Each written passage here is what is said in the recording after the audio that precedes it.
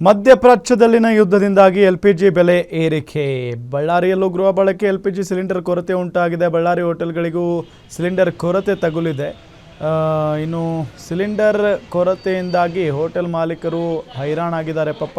ಒಂದೆಡೆ ಗ್ಯಾಸ್ ಬೆಲೆ ಏರಿಕೆಯಾಗಿದೆ, ಮತ್ತೊಂದು ಕಡೆ ಗ್ಯಾಸ್ಗಳ ಕೊರತೆ ಉಂಟಾಗಿದೆ. ಪರಿಸ್ಥಿತಿ ಮುಂದುವರೆದರೆ ಹೀಗೆ ಹೋಟೆಲ್ನ ಆಹಾರ ಪದಾರ್ಥ ಬೆಲೆ ಹೆಚ್ಚಳ ಆಗೋದು ಗ್ಯಾರಂಟಿ.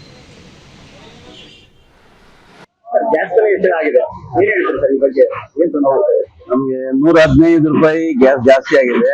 ಬಟ್ ಗ್ಯಾಸ್ ಜಾಸ್ತಿ ಆದ್ರೂ ಈಗ ಗ್ಯಾಸ್ ಸಿಗ್ತಾ ಇಲ್ಲ, ಅದೇ ಪ್ರಾಬ್ಲಮ್ ನಮಗೆ. ಎಲ್ಲ ಬೆಂಗಳೂರಲ್ಲೆಲ್ಲ ಬಂದ್ ಮಾಡ್ತಾ ಇದ್ದಾರೆ, ಹೋಟೆಲ್ ಬಂದ್ ಮಾಡ್ತಾರೆ. ನಮ್ಗೇನು 3-4 ಡೇಸ್ ಇದೆ ಗ್ಯಾಸ್ ಸ್ಟಾಕ್ ಇದೆ. ಇನ್ನು ಆಮೇಲೆ ಏನಂತ ಗೊತ್ತಿಲ್ಲ, ಬಹಳ ತೊಂದರೆ ಆಗ್ತಾ ಇದೆ.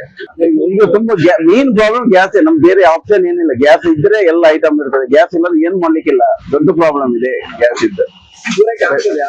ಇಲ್ಲ ಆಗ್ತಾನೆ ಇಲ್ಲ ಸಿಗ್ತಾನೆ ಇಲ್ಲ. ಈಗ 1 ವೀಕ್ ಆಯ್ತು, ಬಹಳ ಪ್ರಾಬ್ಲಮ್ ಇದೆ, ಬರ್ತಾನೆ ಇಲ್ಲ. ಈಗ ನಿನ್ನೆ ಮೊನ್ನೆಯಿಂದ ಬಳ್ಳಾರಿಯಲ್ಲಿ ಕಮರ್ಷಿಯಲ್ ಗ್ಯಾಸ್ ಬಗ್ಗೆ ಸ್ವಲ್ಪ ಅಡಚಣೆ ಆಗ್ತಾ ಇದೆ. ಇಂಡಿಯನ್ ಸಿಲಿಂಡರ್ ಸಿಗ್ತಾ ಇಲ್ಲ, ಭಾರತ್ ಒಂದೇ ಸಿಗ್ತಾ ಇದೆ. ಈಗ ಸರಿಸುಮಾರು 3 ತಿಂಗಳಿಂದನೂ ತಿಂಗಳ 100 ರೂಪಾಯಿ ಜಾಸ್ತಿ ಆಗ್ತಾ ಇದೆ. ರೇಟ್ ಜಾಸ್ತಿ ಆದ್ರೂ ಸಹ ಏನೋ ಸಿಗ್ತಾ ಇತ್ತಲ್ಲ ಅಂತ ನಾವು ಸಂತೋಷದಲ್ಲಿ ಇದ್ವಿ, ವ್ಯವಹಾರ ಮಾಡ್ಕೊಂಡು ಹೋಗ್ತಾ ಇದ್ವಿ. ಈಗ ನಿನ್ನೆಯಿಂದಂತೂ ಅವ್ರು 2-3 ದಿನದಲ್ಲಿ ನಿಮ್ಗೆ ಗ್ಯಾಸೇ ಬರಲ್ಲ, ಗ್ಯಾಸ್ ಸಿಗಲ್ಲ ಅಂತ ಇದ್ದಾರೆ.